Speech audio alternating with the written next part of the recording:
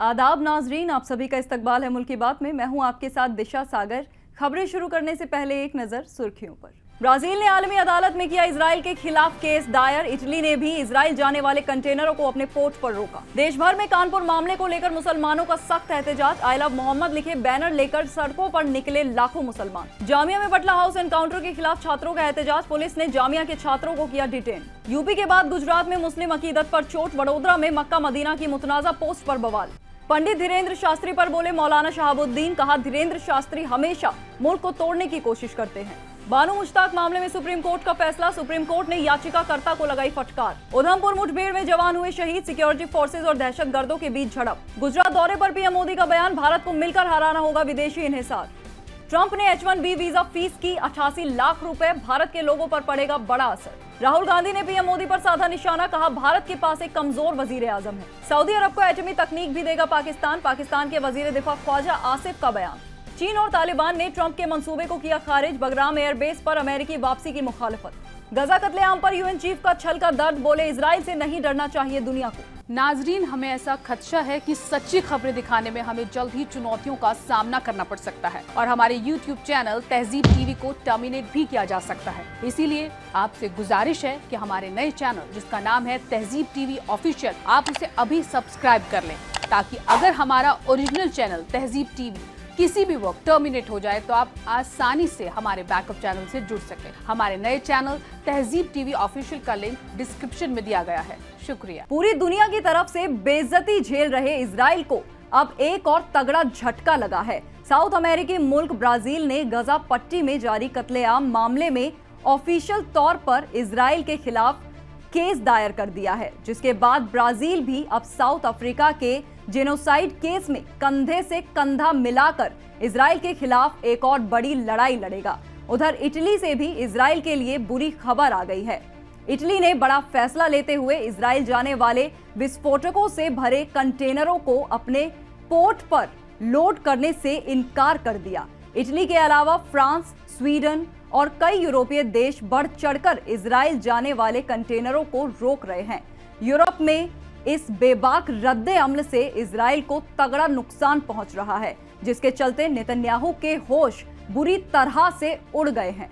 Israeli PM Netanyahu की जंग करने की जिद उसे इतनी ज्यादा भारी पड़ी है कि वो पूरी दुनिया में बिल्कुल अलग थलग पड़ चुका है। पूरी दुनिया इजराइल के जरिए किए जा रहे जुर्मों की मजम्मत कर रही है। ईरान, हमास, हूती और दीगर लड़ाके जहां जंग के मैदान में इजराइल की कमर तोड़ रहे हैं, तो वहीं साउथ अमेरिकी और यूरोपीय मुमालिक डिप्लोमेसी के जरिए इजराइल को नाको चने चबवा रहे हैं। इसी कड़ी में अब साउथ अमेरिकी मुल्क ब्राजील ने इजराइल के खिलाफ बड़ा कदम उठाया है। अनादोलू एजेंसी के मुताबिक ब्राजील ने गाजा में जेनोसाइड कन्वेंशन की खिलाफ वर्जी को लेकर इजराइल के खिलाफ साउथ अफ्रीका की जानिब से दाखिल किए गए केस में आलमी अदालत में बाकायदा दखलंदाजी का ऐलान किया है। ICJ ने तस्दीक की कि ब्राजील ने अदालत के कानून के आर्टिकल 63 का हवाला देते हुए अपना रिटर्न सबमिशन जमा कर दिया। अपने कदम का दिफा करते हुए ब्राजील ने कहा कि इजरायली जंग के कन्वेंशन की खुली खिलाफ वर्जी की है। आलमी अदालत ने वाजे किया कि उसके अंतिम फैसले का असर ब्राजील पर भी बराबर तौर पर होगा। जिक्र रहे कि दक्षिण अफ्रीका ने 29 दिसंबर 2023 को इजराइल के खिलाफ मुकदमा दायर किया था, जिसमें उस पर इल्जाम लगाया था कि गाजा में फिलिस्तीनियों के खिलाफ कार्रवाई करके उसने जेनोसाइड कन्वेंशन की जिम्मेदारियों को तोड़ा है। ब्राजील अब उन मुल्कों की बढ़ती हुई फहरिस्त में शामिल हो गया है जिन्होंने इस केस में दखलंदाजी की दरख्वास्त की है, जिनमें कोलंबिया, मेक्सिको, स्पेन, तुर्की, चिली, आयरलैंड और दूसरे मुल्क भी शामिल हैं। आलमी अदालत में केस फाइल करने के बाद ब्राजील ने एक बयान में कहा कि ये कदम आलमी कानून के उसूलों के तई ब्राजील के अज़्म और इंसाफ और फिलिस्तीनी लोगों के जायज हुकूक के तई उसके सपोर्ट को साफ तौर पर उजागर करता है। ये नाकेबंदी को खत्म करने और इजराइल को उसके अपराधों के लिए जवाबदेह ठहराने की आलमी कोशिशों में एक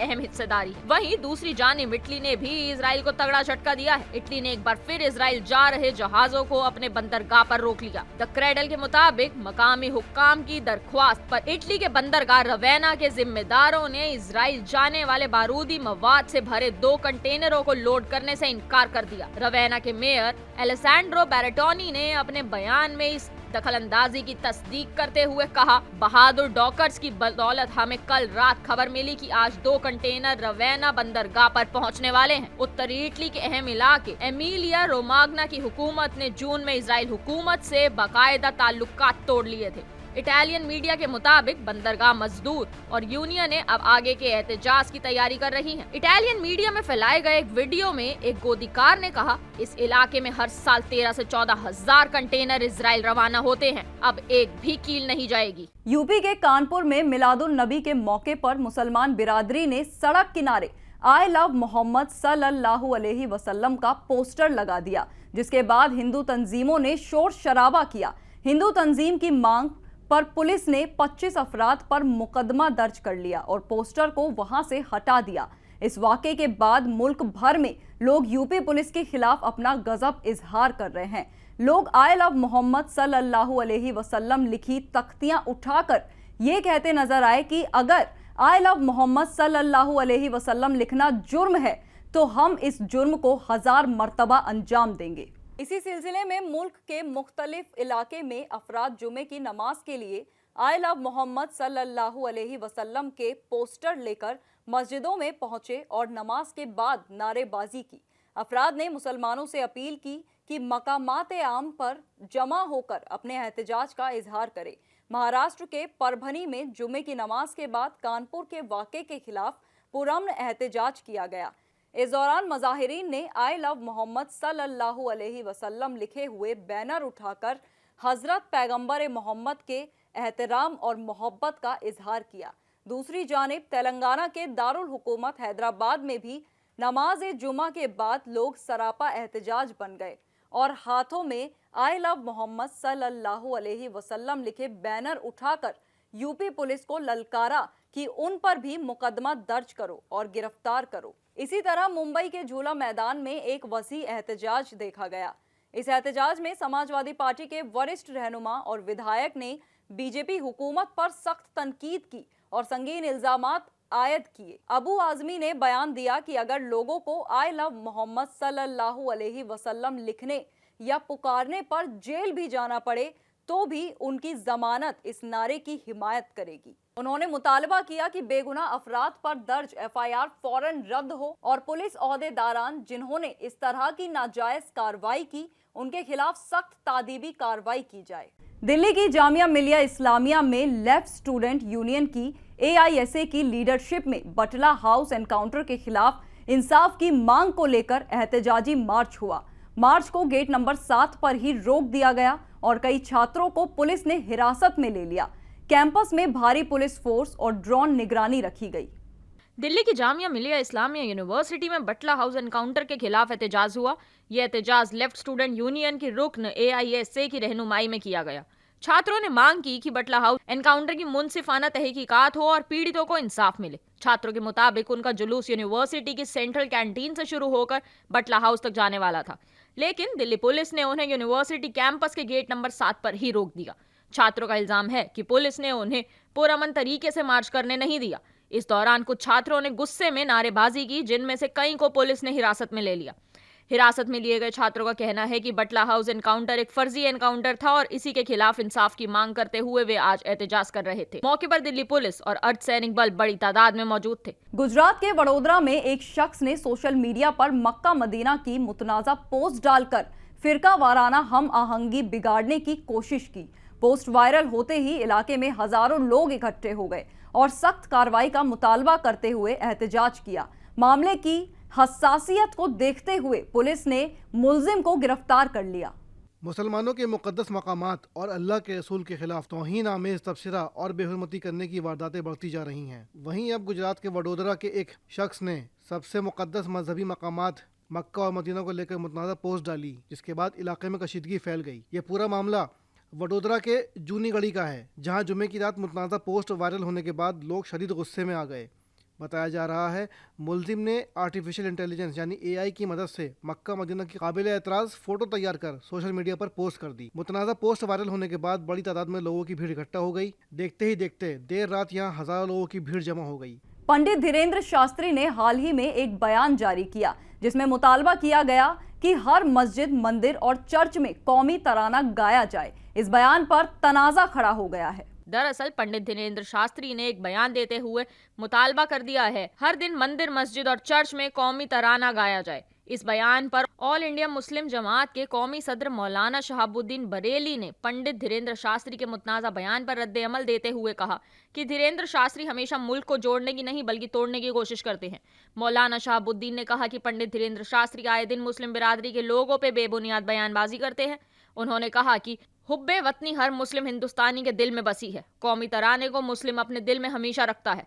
कर्नाटक हुकूमत ने बुकर अवार्ड विनर राइटर बानू मुश्ताक को मैसूर दशहरा का इफ्तिताही प्रोग्राम करने के लिए दावत दी। बीजेपी और हिंदू तंजीमों ने इसका सख्त एहतजाज किया और मामला सुप्रीम कोर्ट तक पहुंच गया। अदालत ने याचिकाकर्ता को झाड़ लगा दी। कर्नाटक हुकूमत ने बुकर अवार्ड हासिल करने वाली राइटर बानू मुश्ताक इस साल मैसूर दशहरा के इफ्तिताही तकरीब के लिए दावत दी है। हुकूमत के इस फैसले पर बीजेपी और हिंदू तंजीमों ने शदीद एतराज जताया। एतराज इतना बढ़ा कि मामला सुप्रीम कोर्ट तक पहुंच गया। आज दायर शिकायत पर समाअत करते हुए अदालत ने याचिकाकर्ता की दलील को मुस्तरद कर दिए। कोर्ट ने कहा कि भारत का संविधान सेक्युलर उसूलों पर कायम है और रियासत हुकूमत के जेर एहतमाम होने वाले प्रोग्राम किसी प्राइवेट इदारे का इवेंट नहीं होते। जम्मू कश्मीर के उधमपुर में दहशतगर्दों के साथ मुठभेड़ में जख्मी हुए एक जवान की इलाज के दौरान मौत हो गई। आतंकियों की गोली लगने से जवान जख्मी हो गया था। उधमपुर के ऊंचाई वाले एक सुदूर जंगल के इलाके में सेना और पुलिस ने दहशतगर्दों की मौजूदगी की खबर पर मुश्तरका तलाशी ऑपरेशन शुरू किया। इस दौरान दहशतगर्दों के साथ मुठभेड़ हुई। गोली लगने से एक फौजी शदीद जख्मी हो गया। फौजी को अस्पताल में भर्ती कराया गया, जहां इलाज के दौरान आज सुबह उसकी मौत हो गई। पीएम मोदी आज गुजरात दौरे पर हैं। गुजरात के भावनगर में उन्होंने एक जनसभा को खिताब किया। इस दौरान पीएम मोदी ने आत्मनिर्भरता पर जोर दिया और कहा कि विदेशी इन्हिसार हमारा सबसे बड़ा दुश्मन है। अमेरिका से टैरिफ पर तकरार के बीच पीएम मोदी ने मुल्क वासियों को आत्मनिर्भर बनने की दावत दी है। उन्होंने एक बार फिर आत्मनिर्भर भारत के अज़्म को दोहराया। पीएम मोदी ने कहा कि दुनिया में अमन, स्टेबिलिटी और खुशहाली के लिए जरूरी है कि सबसे बड़ी आबादी वाला मुल्क भारत आत्मनिर्भर बने। उन्होंने कहा कि भारत में सलाहियत की कोई कमी नहीं है। उन्होंने साफ कहा, हमारा असल दुश्मन कोई मुल्क नहीं बल्कि विदेशी इन्हिसार है। यही हमारी सबसे बड़ी दुश्मन है और हमें इस दुश्मन को हराना ही होगा। अमेरिकी सदर डोनाल्ड ट्रंप ने उस ऑर्डर पर दस्तखत कर दिया है जिसमें H-1B वीजा की दरख्वास्त फीस बढ़ाकर सालाना $1 लाख यानी लगभग 88 लाख रुपए कर दी गई है। अमेरिकी सदर डोनाल्ड ट्रंप ने उस ऑर्डर पर दस्तखत कर दिए हैं जिसमें H-1B वीजा की दरख्वास्त फीस बढ़ाकर सालाना $1 लाख यानी लगभग 88 लाख रुपए कर दी गई है। सबसे ज्यादा H-1B वीजा भारतीयों को मिलते हैं। इसके बाद चीन के लोगों को ये वीजा दिया जाता है। ट्रंप एडमिनिस्ट्रेशन ने H-1B वीजा पर यह कदम अपनी नई इमिग्रेशन पॉलिसी के तहत उठाया है। अमेरिकी सदर डोनाल्ड ट्रंप ने H-1B वीजा की सालाना फीस $1 लाख कर दी है। H-1B वीजा शुल्क बढ़ाए जाने के बाद सियासी बयानबाजी तेज हो गई है। कांग्रेस ने वजीर आजम मोदी पर निशाना साधा है। लोकसभा में अपोजिशन के लीडर राहुल गांधी ने सोशल मीडिया एक्स पर एक पोस्ट में लिखा है, मैं दोहराता हूं, भारत के पास एक कमजोर वजीर आजम है। राहुल गांधी ने 5 जुलाई 2017 में सोशल मीडिया एक्स पर किए गए पोस्ट का हवाला दिया। राहुल ने उस पोस्ट में उस वक्त डोनाल्ड ट्रंप के साथ H-1B वीजा मसला न उठाने पर वजीर आजम मोदी पर हमला किया था। उस वक्त भी राहुल गांधी ने कहा था कि भारत के पास कमजोर वजीर आजम है। अब एक बार फिर H-1B वीजा फीस बढ़ाए जाने पर उन्होंने मोदी को निशाना बनाया। कांग्रेस के एक और लीडर पवन खेड़ा ने दावा किया कि आज पूरा मुल्क वजीर आजम मोदी से सवाल कर रहा है। उन्होंने कहा, ये कोई नई बात नहीं है। 5 जुलाई 2017 को राहुल गांधी ने ट्वीट करके वजीर आजम मोदी को आगाह किया था कि ऐसा होने वाला है और उन्हें कुछ करना चाहिए। देश भर में चल रहे सेवा पखवाड़े का असर दिल्ली में भी देखने को मिल रहा है। दिल्ली में इन 15 दिनों में वृक्षारोपण, रक्तदान और स्वच्छता अभियान जैसे कई प्रोग्राम अवामी खिदमत के तौर पर किए जा रहे हैं। ऐसे में साउथ दिल्ली के साबिक MP रमेश बिधूड़ी ने बताया कि पीएम नरेंद्र मोदी की 75वें जन्मदिन को दिल्ली की बीजेपी सरकार 75 की सीरीज के रूप में मना रही है। हमारे देश के प्रधानमंत्री विश्व के सबसे लोकप्रिय नेता हैं। ये 140 करोड़ लोगों का सौभाग्य है और सबको प्रसन्नता भी होती है कि आज विश्व के सबसे लोकप्रिय नेता देश के प्रधानमंत्री 71% पर मोदी जी हैं। उनका ये 75वां जन्मदिन है। उन्होंने अपने जीवन में कभी भी एक दिन की छुट्टी नहीं ली। विश्व के वो पहले ऐसे समाज सेवी और राष्ट्रीय नेता होंगे कि जिन्होंने कभी छुट्टी नहीं ली किसी भी दिन पर, होली हो, दिवाली हो, त्यौहार हो, ईद हो, कुछ भी त्यौहार हो, कभी छुट्टी नहीं ली उन्होंने जी। तो वो जो बिल्कुल एकदम बगैर रुके 140 करोड़ लोगों की सेवा राष्ट्र के लिए समर्पित हैं, तो ये उनका 75वां जन्मदिन है। ये 75वां जन्मदिन को हम सौभाग्यशाली दिन समझते हुए और उनके 75वें जन्मदिन पर 75 की इस प्रकार की सीरीज चलाकर काम कर रहे हैं कि लोग उसमें ज़्यादा से ज़्यादा खुशी के साथ में पार्टिसिपेट करें और उनको दुआएं दें। दिल्ली में सेवा पखवाड़ा के तहत कई प्रोग्राम अंजाम दिए जा रहे हैं। आज दिल्ली की ग्रेटर कैलाश विधानसभा में ब्लड डोनेशन और हेल्थ चेकअप कैंप लगाया गया, जहां बीजेपी की एमएलए शिखा राय ने कहा कि वजीर आजम नरेंद्र मोदी ने जिस तरह से मुल्क की तरक्की के लिए काम किए हैं, उनके यौम पैदाइश से लेकर महात्मा गांधी के यौम पैदाइश तक सेवा पखवाड़ा मनाया जाएगा। सबसे पहले तो मैं आपके माध्यम से फिर से एक बार हमारे यशस्वी प्रधानमंत्री मोदी जी के जन्म दिवस के इस पखवाड़े पर बहुत बहुत शुभकामनाएं देती हूं। हमें गर्व होता है, हर्ष होता है जब हम एक ऐसे नेता के लिए सेवा के कार्य कर रहे हैं जो ये कहते हैं कि उनका जन्मदिन अगर मनाना हो तो सेवा के काम करो।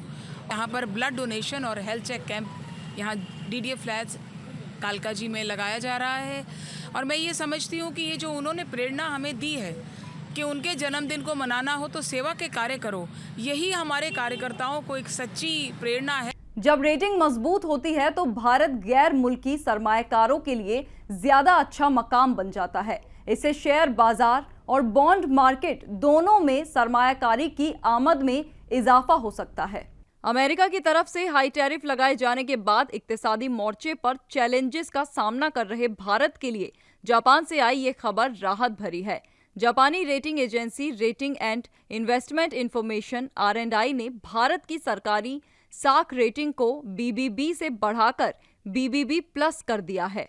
ये सुकून इसलिए भी है क्योंकि मौजूदा साल में ये तीसरी बार है जब किसी बैनुल अक़वामी क्रेडिट रेटिंग एजेंसी ने भारत की रेटिंग अपग्रेड की है। पाकिस्तान के PM शहबाज शरीफ ने रियाद में सऊदी अरब के क्राउन प्रिंस मोहम्मद बिन सलमान के साथ एक डील पर साइन किए हैं, जिसके तहत एक मुल्क पर हमला दोनों मुल्कों पर माना जाएगा। सऊदी अरब पाकिस्तान दिफाई समझौते के बाद सवाल उठ रहे थे कि पाकिस्तान क्या अपनी न्यूक्लियर टेक्नोलॉजी सऊदी अरब को देगा। इसको लेकर पाकिस्तान के वजीर दिफा ख्वाजा आसिफ ने बयान दिया है। उन्होंने कहा कि हमारे पास जो भी है हम उन्हें देंगे। पाकिस्तान के वजीर दिफा ख्वाजा आसिफ ने कहा कि नए पाकिस्तान सऊदी दिफाई समझौते के तहत पाकिस्तान की एटमी सलाहियतें उन्हें दस्तयाब होंगी। उन्होंने कहा कि इस समझौते में और अरब मुल्कों के शामिल होने के दरवाजे बंद नहीं हुए हैं। इस ऐलान से सऊदी अरब के लिए उम्मीद की किरण रोशन हुई है। ब्रिटेन के PM कीर स्टारमर के साथ लंदन में मुश्तरका प्रेस कॉन्फ्रेंस के दौरान ट्रंप ने कहा कि अमेरिका बगराम एयरबेस को फिर से हासिल करना चाहता है, क्योंकि ये उस इलाके के बेहद करीब है जहां चीन अपने एटमी हथियार बनाता है। ट्रंप के इस बयान पर तालिबान के सीनियर अफसर जाकिर जलाल ने सख्त रद्द-ए-अमल का इजहार किया है। चीन और तालिबान ने जुमे को अमेरिकी सदर डोनाल्ड ट्रंप की उस तजवीज को सख्ती से खारिज कर दिया जिसमें उन्होंने अफगानिस्तान के स्ट्रैटेजिक बगराम एयरबेस को दोबारा हासिल करने की बात कही थी। ये एयरबेस चीन के बॉर्डर के नजदीक है और अमेरिका ने 2021 में अफगानिस्तान से हड़बड़ी में की गई वापसी के दौरान इसे खाली कर दिया था। तालिबान के सीनियर अफसर जाकिर जलाल ने सख्त रद्द-ए-अमल का इजहार किया। उन्होंने कहा अफगानिस्तान में किसी भी गैर मुल्की फौजी की मौजूदगी को कभी कबूल नहीं किया गया और ये बात दोहा समझौते के दौरान भी साफ हो चुकी है। अमेरिका और अफगानिस्तान के बीच इकोनॉमी और सिफारती ताल्लुकात हो सकते हैं, लेकिन किसी भी हालत में फौजी की मौजूदगी बर्दाश्त नहीं की जाएगी। UN की एक जांच एजेंसी की तरफ से ये कहने के कुछ दिनों बाद कि इजराइल ने गजा में फिलिस्तीनियों के खिलाफ नस्लकुशी की है, UN के जनरल सेक्रेटरी एंटोनियो गुटेरेस ने जुम्मे को AFP को बताया कि दुनिया को इजराइल और उसकी तरफ से कब्जाए मगरिबी इलाके पर धीरे धीरे कब्जा करने से डरना नहीं चाहिए। गुटेरेस ने अक़वाम मुत्तहिदा के खुसूसी आला सतही हफ्ते से पहले AFP से बात की, जिसमें फ्रांस के मुताबिक 10 देश एक फिलिस्तीनी रियासत को तस्लीम करेंगे। हालांकि इजराइल ने इस पर सख्त एतराज किया। 140 से ज्यादा राष्ट्र अध्यक्षों और शासनाध्यक्षों की ये बैठक, जो हर साल एक हफ्ते के लिए मैनहट्टन के एक कोने को ठप कर देती है, मुमकिन है फिलिस्तीनियों के मुस्तकबिल और गाजा में जंग पर तवज्जो मरकूज करेगी। मुबैना तौर पर इजराइल ने धमकी दी है कि अगर मगरिबी मुमालिक अक़वाम मुत्तहिदा की बैठक में पेश की गई करारदाद को आगे बढ़ाते हैं तो वह वेस्ट बैंक को अपने में मिला लेगा। लेकिन गुटेरेस ने कहा, हमें जवाबी कार्रवाई के खतरे से डरना नहीं चाहिए। रूस के 3 लड़ाकू जेट बिना इजाजत के एस्टोनिया के एयर स्पेस में 12 मिनट तक रहे, जिससे नाटो रूस तनाव बढ़ गया है। उत्तरी अटलांटिक संधि संगठन नाटो और रूस के बीच तनाव जारी है। नाटो ने दावा किया कि उसके लड़ाकू विमानों ने एस्टोनिया की एयर स्पेस में घुसे रूसी जेट्स को रोक दिया। नाटो ने इस घटना को रूस का लापरवाह रवैया बताया और कहा कि ये इत्तेहाद की फौरन कार्रवाई करने की सलाहियत को दिखाता है। नाटो तर्जुमान एलिसन हार्ट ने सोशल मीडिया प्लेटफॉर्म एक्स पर बताया कि 3 रूसी MiG-31 फाइटर जेट्स फिनलैंड से एस्टोनिया की एयर स्पेस में दाखिल हुए और करीब 12 मिनट तक वहां रहे। नाटो अफसरान ने दावा किया कि रूस को इस दौरान सख्त चैलेंज दिया गया। नाटो अफसरान के मुताबिक रूसी जेट्स को रोकने के लिए इतालवी F-35 जेट्स भेजे गए थे। नाजरीन, मुल्क की बात में आज के लिए बस इतना ही। मुझे दीजिए इजाजत। आदाब।